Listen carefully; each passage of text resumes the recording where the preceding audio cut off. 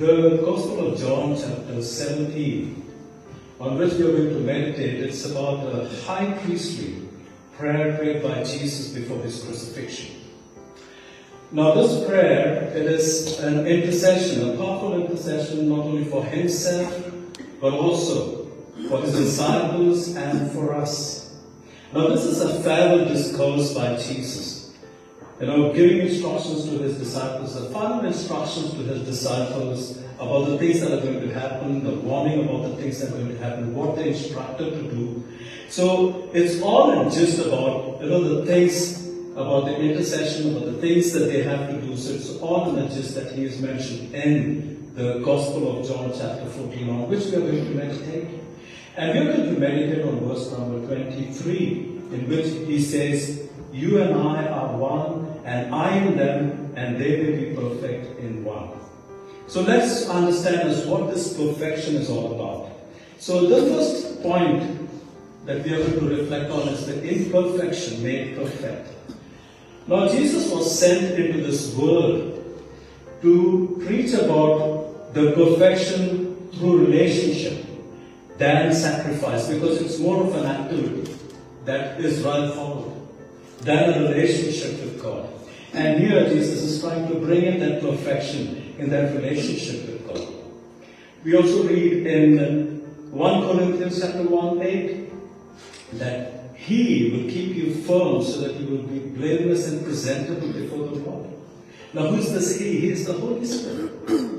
And here we come to understand that God, when God chooses, he chooses us in our inadequacies, in our inappropriateness, in our wickedness, in our deceit, in our hypocrisy. He chooses us in our state the way we are. So it doesn't mean that when God chooses us that the change happens overnight or immediately. It takes time. See, we know that old habits die hard.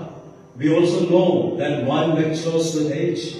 So God works, and he works in our lives till the full identity of Christ is found, full identity of God is found in us. We read about Paul in 2 Corinthians 12, 6 to 9. Paul had his own weakness, and he was praying about the thorn in his flesh. He prayed thrice, "Take away this thorn from my life." But 3 times he prayed, 3 times God said, "My grace is sufficient for you." See, our imperfection is made perfect through his grace.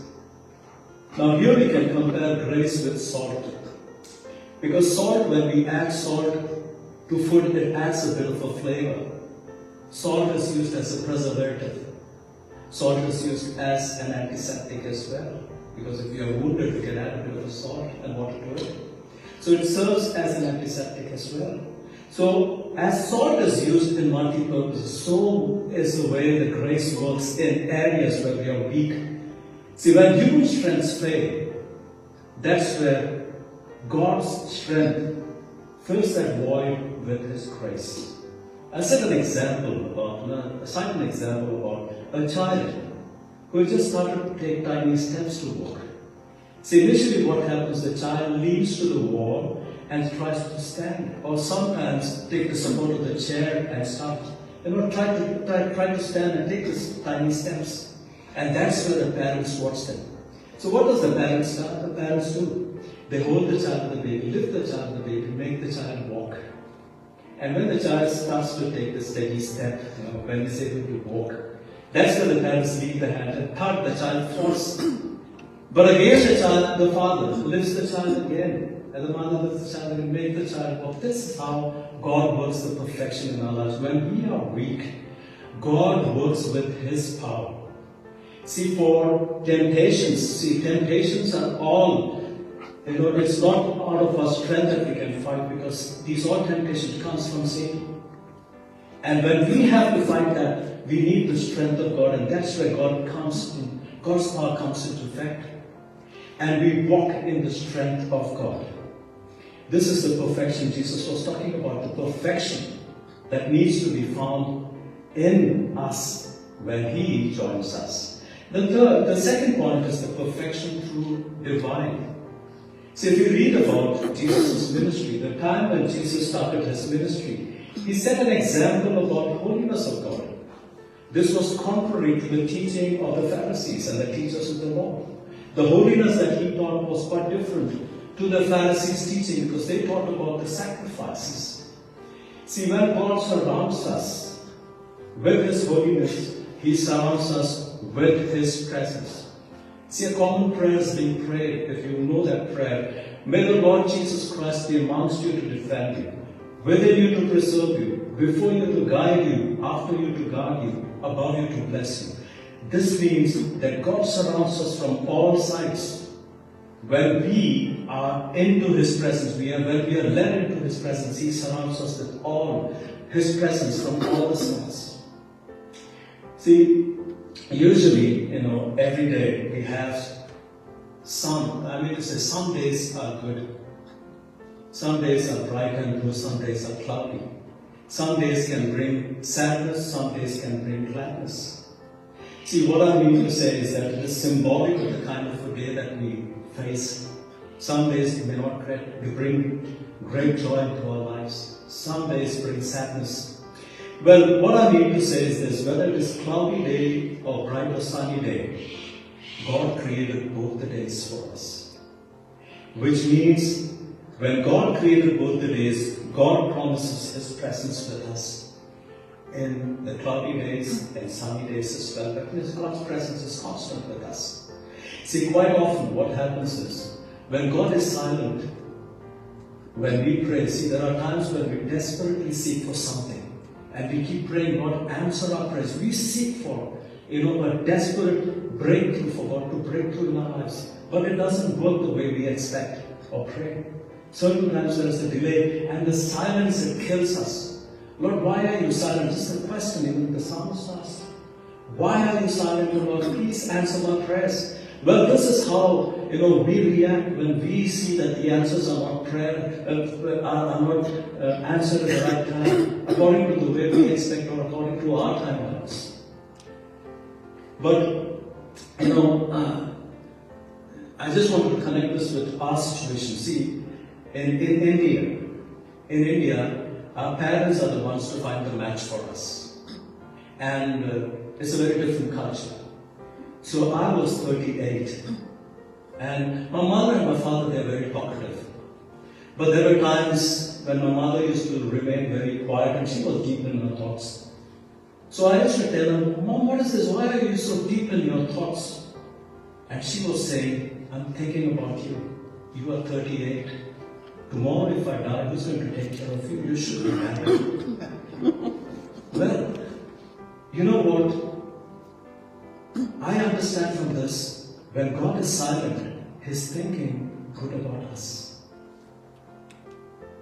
And that's exactly how my parents were. When they were silent, it means they were thinking good. When God is thinking, he's thinking good about us. And here Jesus is mentioning, when we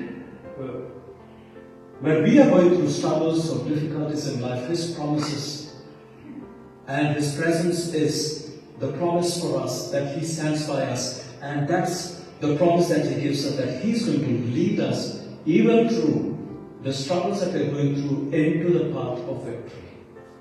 The third point is the promise of perfection.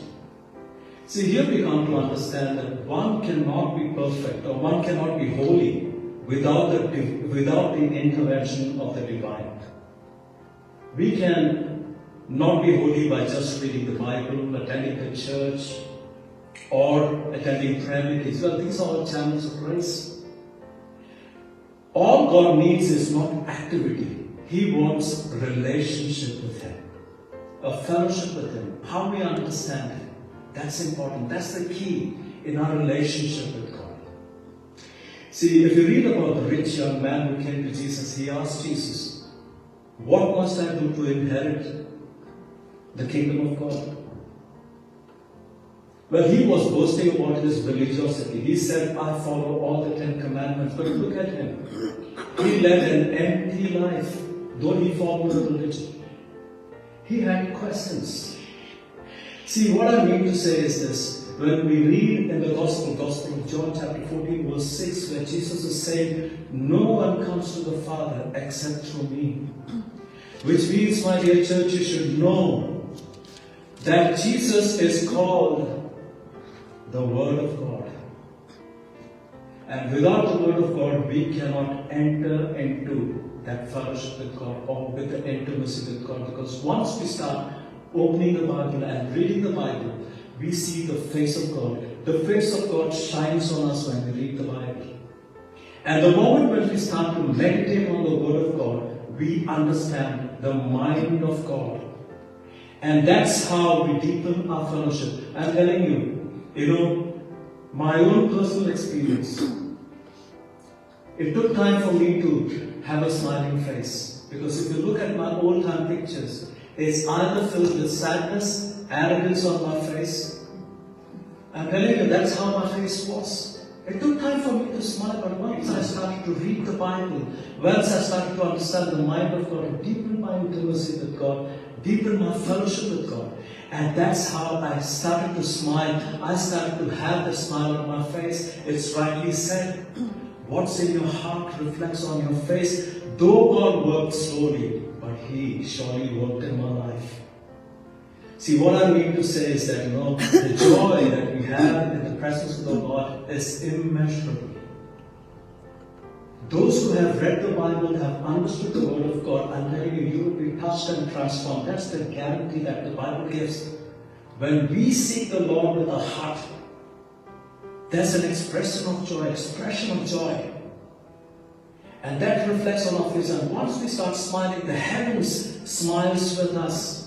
Dear church, holiness is God's virtue. And the more we are drawn to that holiness of God, the more we are reflecting the Christ-likeness in us. See, God works perfection through His Word.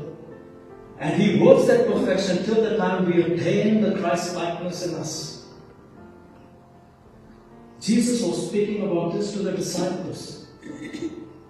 The perfection comes in unity when we are in unity with Christ Jesus. I'm telling you, my dear church, this is my testimony which I wanted to share with you. Read the Bible as much as you can. Keep reading. I'm telling you, there will be time when God will speak and there will be a smile on your face. Don't let that smile go away from your life. I'm telling you. You will love that life with the Lord. I enjoy that life. I keep smiling. Well, I never had a face like this before. And that's the promise that God gives. Let me look at the story of a man, a Chinese missionary named Watchney. Now, Watchney was traveling by train from one province to another. And it was a two-compartment train, two-body train. And it was a 12-hour journey. The train was packed. So by the time it was midway through, all the passengers got on, leaving only 3 in one compartment and Watchney in the next compartment. Now there was 6 hours of traveling left. So the 3 were asking each other, what should we do for the next 6 hours? We need to pass our time. So one of them said, I've got a pack of cards. Let's play cards. But the other one said, to play cards we need to have 4 people. We are just 3. Go and search if you can find someone in the next compartment. And then that man goes and finds Watchney in the next compartment. He brings him. And he says to Watchney, would you like to play cards with us? We want to pass the next 6 hours. So Watchney looked at them and said, I love playing cards. And he showed his hands and he said, but I don't have hands. So the 3 were looking at each other and saying, what is this man saying? He's showing his hands and he's saying that I don't have hands. At that time, Watchney said, these hands have been surrendered to my Lord Jesus Christ. These hands will do, this mouth will speak, the legs will go to the gospel where God wants me to. Dear church, I'm telling you, it's about surrendering our lives to Jesus. Once we surrender our lives to Jesus, our lives are going to be changed. It's going to bring a great transformation. As the disciples enjoyed the life, So will we also enjoy life. I'm telling you, everything. We have the God at whom everything, abundance is at His command. I'm telling you, we just have to go and tell Him, Lord, this is my problem. Make me perfect. He's there to make us perfect. That's the promise that He has promised. That He will make us perfect. Perfect in everything. So that on the day of the Lord, we will be presentable. We will be perfect in the eyes of God. It means that we'll have the face of Jesus. When I say face of Jesus, in deeds and disposition. On the day when Christ comes, we will look like Him. The Christ likeness, and that's the perfection that Jesus was talking about. And I'm praying, my dear church, the time when I leave from here, I want to see the face of Jesus on each and every person, smiling at all times. And I'm telling you, that's the joy that I will take from here when I go. Maranatha, Jesus is coming. God bless you all in Jesus' name. Amen.